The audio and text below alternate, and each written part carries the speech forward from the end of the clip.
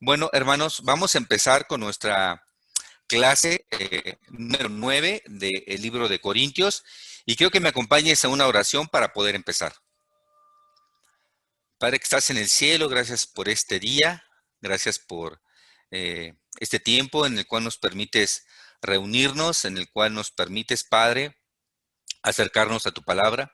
Te ruego tanto, Padre, que nuestros corazones estén atentos a tu enseñanza, que nuestros corazones estén atentos, Padre, a tu mensaje, que el día de hoy nos llenemos, Padre, de tu Santo Espíritu, de tu conocimiento, de tu sabiduría, Padre, que nuestro corazón, Padre, se llene de gozo, Padre, al recibir, Padre, siempre tu enseñanza. Quédate en el corazón de cada uno de mis hermanos, quédate en el corazón, Padre, también mío, Padre, para poder transmitir, Padre, la mejor forma, Padre, con la mejor motivación, Padre, Señor, tu enseñanza. Úsame, Padre, quédate en control de este tiempo, bendícelo mucho, Padre, lo pongo en tus manos y todo esto te lo oro y te lo pido, Padre, en el poderoso nombre de tu Hijo Cristo Jesús, mi Señor. Amén. Hermanos, buenas noches. Vamos a empezar con nuestra clase del día de hoy, clase número 9 de la serie del libro a los Corintios.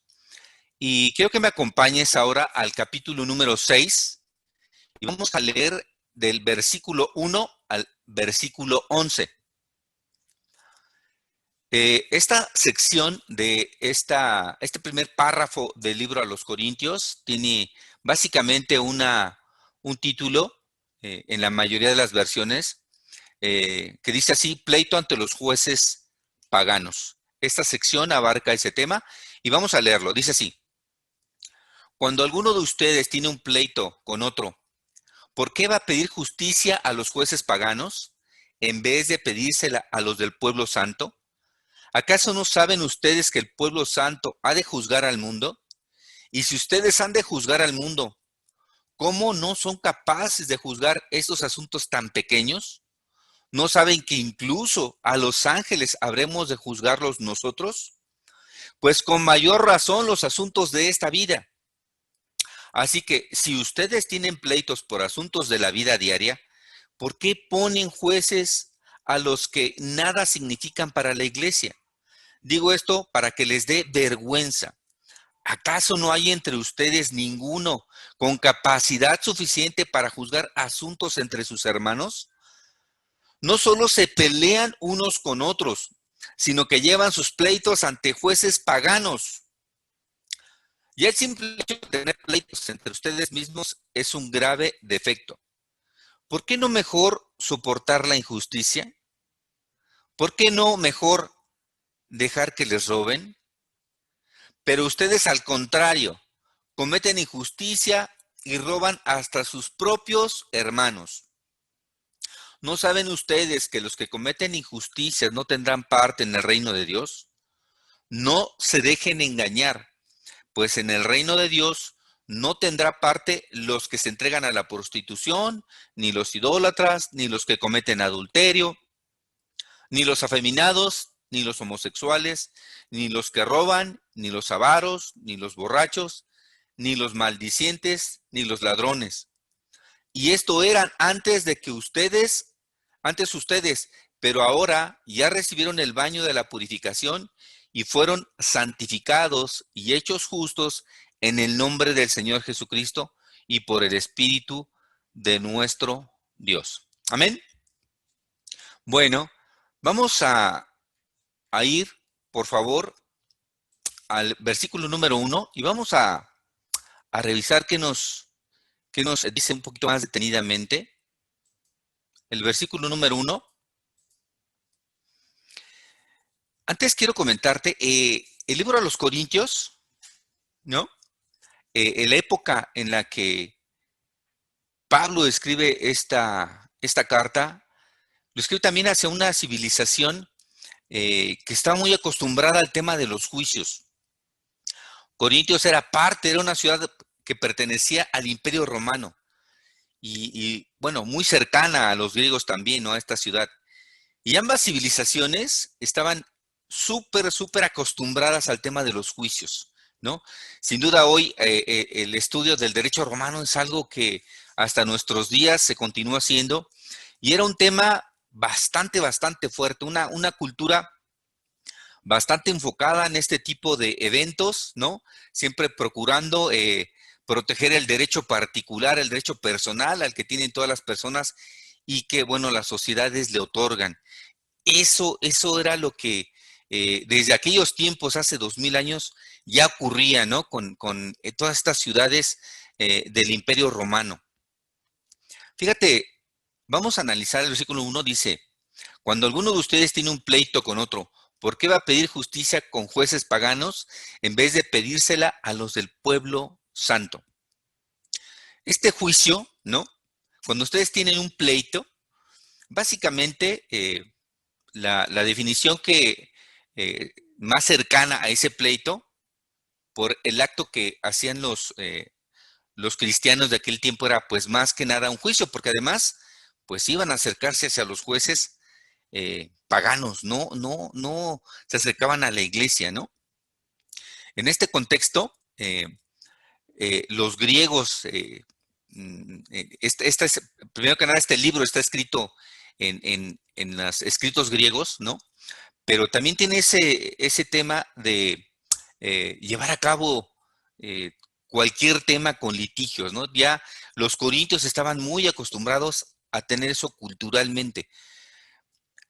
Pablo lo escribe, pero porque denota, ¿no? Que su actitud, a pesar de conocer de la Biblia, continuaba, ¿no? Queriendo resolver sus problemas entre hermanos, llevando estos litigios, ¿no? Hacia los gobernantes civiles. Y bueno, era complicado esta situación y Pablo se preguntaba, por qué piden justicia a este tipo de personas, ¿no? ¿Por qué se acercan a ellos a pedir que metan orden en sus vidas? Es muy complicado porque si tú te pones a pensar, si, si una persona que no es conversa se quisiera acercar a una iglesia a pedir justicia con la sabiduría de Dios, sería muy difícil que lo hiciera. Y Pablo por eso les pregunta, ¿por qué ustedes que quieren la justicia en sus vidas, principalmente la justicia de Dios, por qué se acercan a ellos? ¿No? Ellos no son nada para nosotros. Ellos no significan ninguna justicia para nuestras vidas. Y Pablo les recriminaba y les empezaba a preguntar y se cuestionaba, ¿por qué tienen eso? Si ellos no vienen a nosotros a pedir justicia, por qué nosotros, en este caso, por qué ustedes, hermanos, van hacia ellos a pedir esa justicia? Era un tema que Pablo se preguntaba, ¿no? En su corazón, por qué lo hacen si tenemos todas las herramientas espirituales para podernos ayudar? Romanos 4:11 dice, y después Abraham fue circuncidado como señal o sella de Dios y ya lo había reconocido como justo por causa de su fe. De este modo Abraham había venido a ser también padre de todos los que tienen fe y aunque no hayan sido circuncidados, y así Dios los reconoce como justos. Lo que Pablo reconocía en el pueblo santo, hermanos, eh, eh, es que tenemos la justicia. Desde Abraham fue nombrado un hombre justo. Y Pablo reconocía que en el pueblo santo los hombres están llenos de justicia de verdad. Una justicia verdadera, una justicia auténtica, una justicia que viene del cielo. Y los quería llamar a que reconocieran esa justicia en el pueblo de Dios y no en la justicia de los hombres. Lo que ellos deberían de buscar sería más la justicia de Dios. En 2 Corintios 5:21 dice, Cristo no cometió pecado alguno, pero por causa nuestra Dios los hizo pecado. Dios lo hizo pecado para hacernos a nosotros justicia en Dios, de Dios en Cristo. Nosotros, hermanos, el pueblo santo, el pueblo de Dios, la propia iglesia de Corinto, pues ya había sido parte del cuerpo de Cristo, parte de la iglesia de Dios, parte del pueblo de Dios, y había sido llena de justicia por haber creído en Cristo, por haber sido conversos con Cristo. Y por eso Pablo les habla acerca de ¿Por qué van a hacerlo? Ustedes son hombres de justicia, ustedes son hombres que pertenecen a un pueblo que tiene la verdadera justicia que viene de Dios en sus manos. ¿Por qué lo hacen? Colosenses 1:22 dice, pero ahora Cristo los ha reconciliado mediante su muerte que sufrió en su existencia terrena y lo hizo para tenerlos a ustedes en su presencia, santos, sin mancha y sin culpa.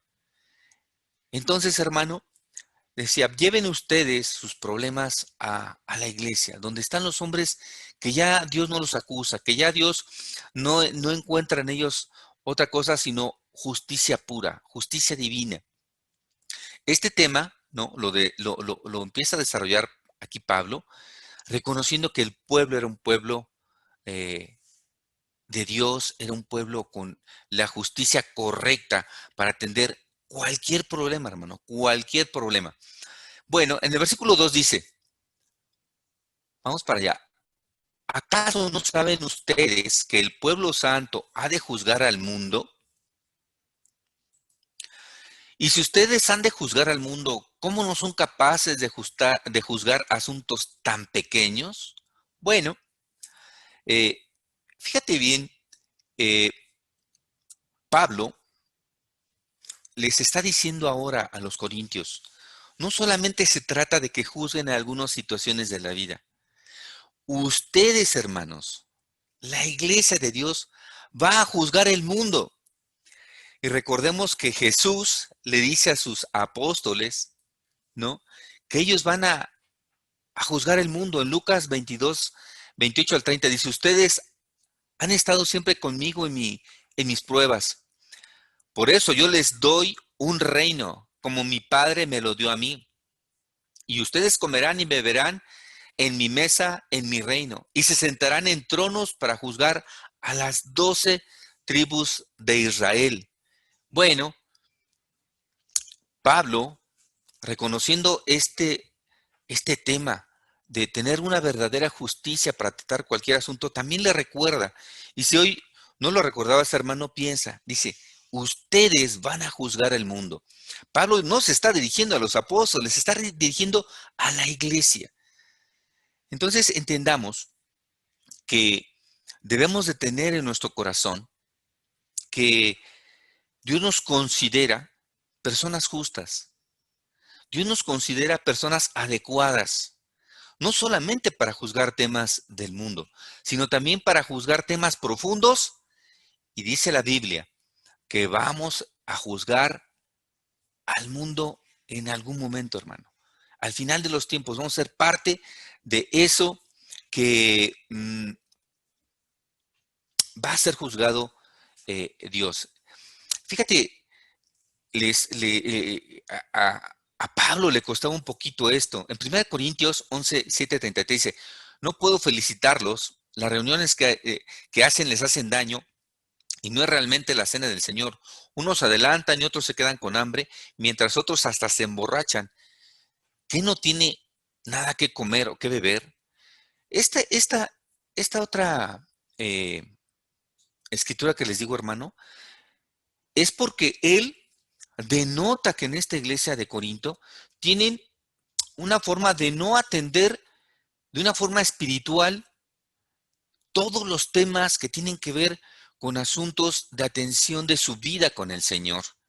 Si la propia cena del Señor, la propia Santa Cena, les recriminaba, ni siquiera eso saben hacer, ¿no? Es un tema que le avergonzaba a Pablo. Es un tema que les recuerda, eso no puede ser así. Y los llama, ¿no? En este tema, ¿no? A reconocer a esta iglesia que hay muchas cosas, ¿no? Que tienen que evaluar en su corazón para actuar correctamente. Y este tema de ir con los jueces paganos era algo que no era correcto y Pablo se encarga de recalcarles, ustedes mismos van a juzgar al mundo. En el versículo 3 dice, ¿no saben que incluso a los ángeles habremos de juzgar nosotros? Pues con mayor razón los asuntos de esta vida. Versículo 3, hermano, dice, ustedes mismos, a veces nosotros, hermano, yo mismo a veces no pienso en esto, le está diciendo, hasta los propios ángeles los vamos a juzgar. No sé si tú te has puesto a pensar que tú vas a juzgar a un ángel, hermano. Que el día que llegue el tiempo de que todos seamos juzgados, tú vas a ser alguien que Dios puede utilizar para juzgar hasta los propios ángeles. Hebreos 1:14 dice, porque todos los ángeles son espíritus al servicio de Dios y son enviados en ayuda de quienes han de recibir la herencia de la salvación. Entonces, los ángeles, hermano, pues no son hechos, no son creación eh, semejante a Dios. Nosotros sí somos seres que fuimos creados a imagen y semejanza de Dios. Y los ángeles fueron creados, ¿no? Para el servicio de Dios y el servicio de su iglesia. Por eso, Pablo le recuerda aquí, y te lo recuerdo también, piensen, les decía Pablo, ustedes mismos un día van a juzgar a los propios ángeles. Entonces, si eso tiene que pasar, con mayor razón deben de saber juzgar los asuntos de esta vida. Pablo le recuerda, ¿no? Que deben de tener esa capacidad, ¿no? En Hebreos 2:14 dice, así como los hijos de familia son de una misma carne y sangre, así también Jesús fue de una carne y sangre humana para derrotar en su muerte al que tenía poder para matar y decirle al diablo, es decir, al diablo, de esta manera ha dado libertad a todos por medio de la muerte y viven como esclavos durante toda la vida. Pues ciertamente no vino para ayudar a los ángeles, sino a los descendientes de Abraham. El tema, hermanos, es que nosotros eh, somos de un linaje muy especial y a veces no meditamos, hermano, que el cuidado que debemos de tener en nuestras vidas debe ser de esa calidad.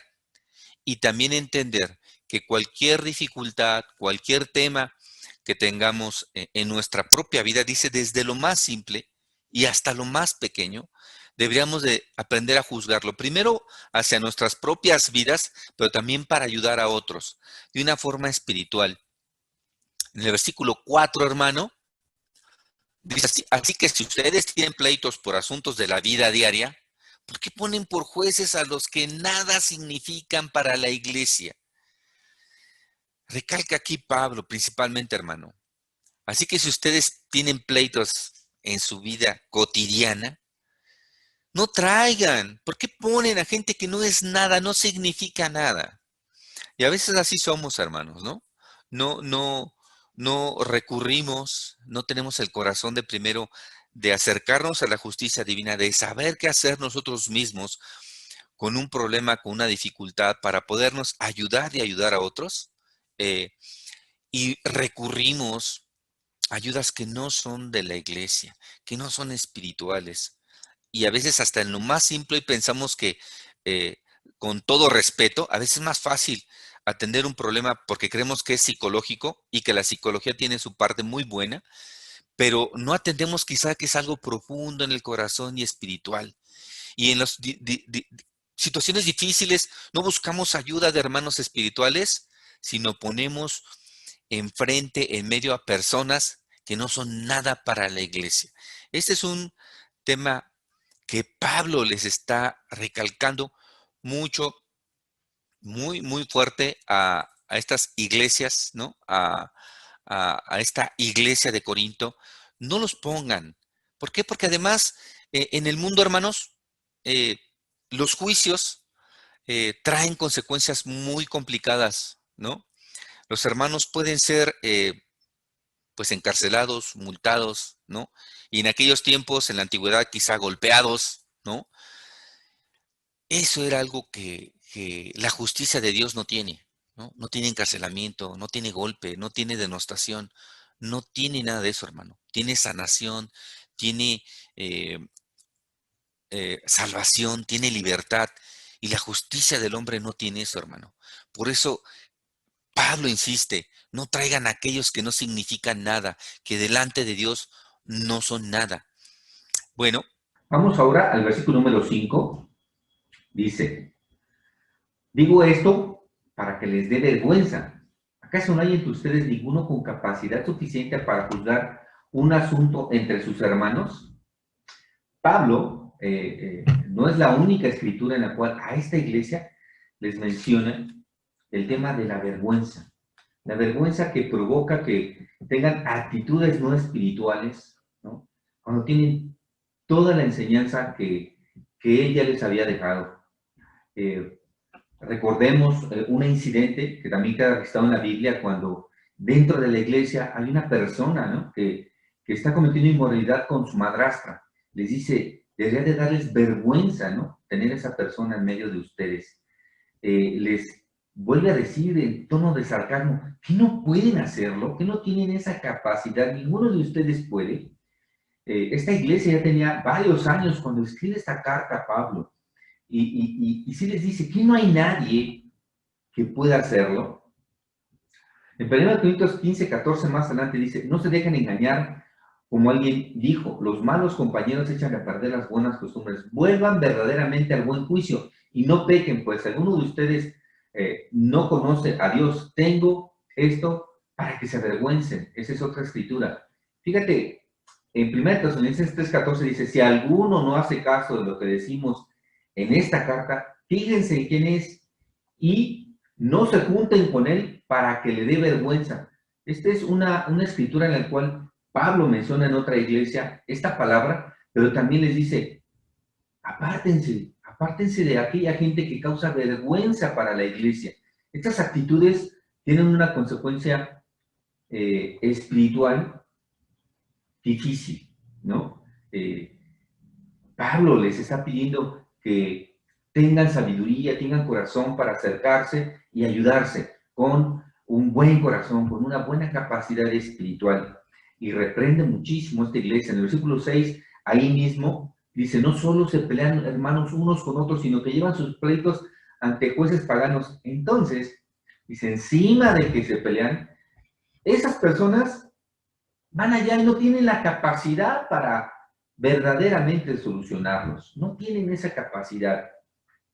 Pablo pone mucho en duda también la capacidad de aquellas leyes que había en aquel entonces, y creo que hoy pueden seguir siendo casi el mismo problema, ¿no? ¿Qué capacidad hay para juzgar verdaderamente las intenciones del corazón de las personas del mundo? Pues no la hay. En el versículo 7 dice, ya el simple hecho de tener pleitos entre ustedes mismos es un grave defecto. ¿Por qué no mejor soportar la injusticia? ¿Por qué no mejor dejar que les roben? Mi hermano, aquí entramos a la parte en la cual un discípulo que entra en disputa con otro, generalmente es el que es ofendido, generalmente es el que se ve perjudicado. Pablo está llamando aquí a la iglesia. ¿Por qué cuando tú te ves perjudicado, no mejor soportas la injusticia? La mayoría de nosotros no tenemos quizá ese nivel de tolerancia, y me incluyo, a veces no lo tengo, y reclamo también mis derechos. Pero la enseñanza de Jesús no es esa, hermanos. La enseñanza de Jesús no es precisamente esa. Pedro escribe en su carta, en 2 de Pedro 2:19, dice, porque es cosa agradable a Dios que uno soporte sufrimientos injustamente, por sentido de responsabilidad delante de Él. Pues ustedes los castigan por haber hecho algo malo, ¿qué mérito tendrá que lo soporten con paciencia? Pero si sufren por haber hecho el bien y soportan con paciencia el sufrimiento, eso es agradable a Dios. Hermano, Pablo les está diciendo aquí, la enseñanza que yo les dejé no es para ir a buscar pleitos.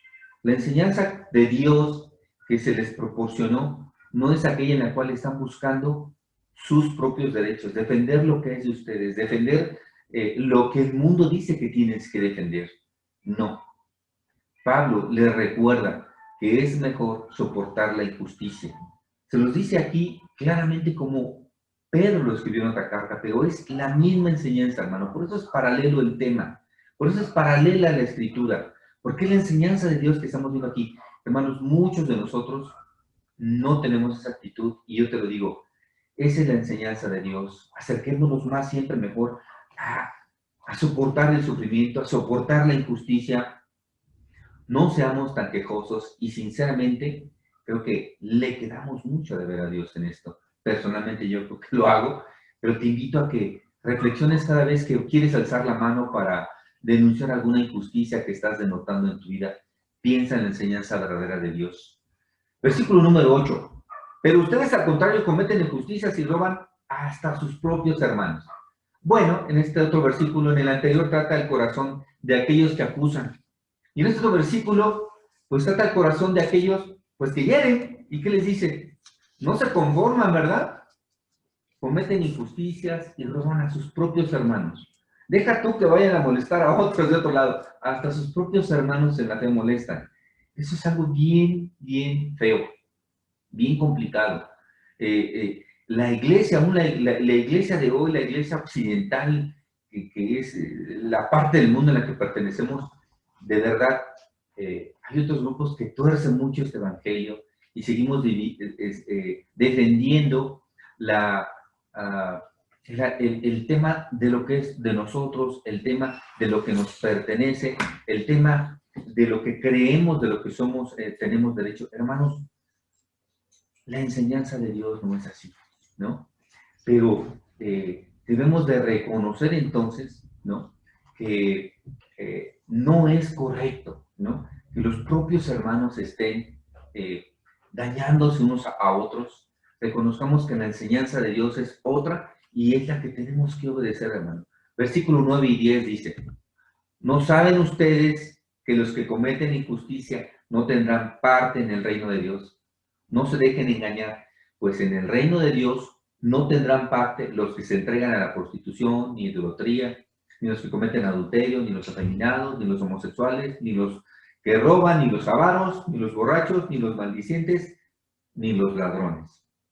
Hermano, Pablo estaba muy preocupado por esta iglesia, muy preocupado. El estilo de vida que llevaban no era el correcto. Le preocupaba el corazón de cada hermano en lo individual, el corazón que en general después se ve reflejado en la iglesia. Una iglesia que quizá no crecía, una iglesia estancada, una iglesia que quizá ya tenía mala fama. Le recuerda, hermanos, ¿no? Que la salvación es un acto de justicia de Dios. Les recuerda que la salvación es algo importante y que si ellos no cuidan su estilo de vida, ¿de qué sirvió todo el trabajo que Pablo había hecho? ¿De qué sirvió todo el esfuerzo que ellos habían tenido? Les dice, no se dejen engañar, ¿no? O sea, Satanás ya había confundido muchos corazones, se había infiltrado mucha gente incorrecta en esta iglesia. Y le recuerda, hermanos, no nos dejemos engañar, ¿no? Si no estamos con Dios, hermano, nos extraviamos. Juan 15, del 1 al 4, dice, yo soy la vid verdadera y mi Padre es el que la cultiva. Si una de mis ramas no da uva, la corta, pero si da uvas, la poda y la limpia, para que dé más. Ustedes ya están limpios por las palabras que les he dicho. Sigan unidos a mí como yo sigo unidos a ustedes. Una rama no puede dar uvas de sí misma si no está unida a la vid. De igual manera, ustedes no pueden dar fruto si no permanecen unidos a mí. Hermanos, si no estamos unidos a Jesús, no podemos dar fruto. Esta iglesia estaba en un tema de decadencia y Pablo los exhorta a cambiar, a que tomen su vida espiritual en serio. Y yo te digo, tómala en serio, hermano. Si no estamos unidos a Cristo, hermano, no podemos hacer nada. Tomamos juicios equivocados, vamos con las personas equivocadas a pedir la ayuda y finalmente nuestra vida pues no se convierte en esa vida que le agrada a Dios, hermano. En el versículo 11 dice, y todo esto, hermanos, eran ustedes antes, pero ahora ya recibieron el baño de la purificación, fueron santificados, fueron hechos justos en el nombre de Jesucristo y por el Espíritu de nuestro Dios. Todo eso que dice el versículo 9 y 10, hermanos, eso éramos. Ladrones, mentirosos, cosas bien complicadas, eso éramos, ¿no? Y eso era desde entonces el mundo, ¿no? En aquella iglesia, Pablo lo dice, todo eso eran ustedes, y quizá muchos de los que me están escuchando éramos así, hermanos, ¿no? Pero debemos entonces recordar solamente, hermano, que Dios nos tuvo mucha compasión, Dios nos llevó, Dios se llenó de mucho amor para traernos a su lado. Hoy gozamos de la compasión de Dios, hermano, de su amor, de su perdón, ¿no? A nosotros que somos hombres necios, ¿no? Hombres rebeldes. Yo te pido que reflexiones en tu estilo de vida. Esta carta a los Corintios es mucho recordarles a esta iglesia por qué tiene ese estilo de vida. Yo te digo, ¿qué estilo de vida tienes hoy? Reconoce que hoy estás aquí por el perdón de Dios, ¿no? Nosotros no tenemos derecho de rechazar al mundo porque es pecador, porque nosotros estuvimos allá. Debemos evangelizar ese mundo, pero debemos llevar ese ejemplo de vida, ¿no? Ese ejemplo de justicia en nuestras manos para poder rescatar el mundo. Hermanos, no merecemos el perdón y lo tenemos. Somos justos, hermano, por la fe en Cristo. Somos salvos por el bautismo que tuvimos y somos santos por la muerte y la resurrección de Cristo. Hermano, te exhorto a que cuides tu corazón, a que cuides tu santidad y que busques siempre llenar tu vida para darle la honra y la gloria a Dios. Hermanos, muchísimas gracias. Buenas noches. Que pasen una excelente noche. Gracias.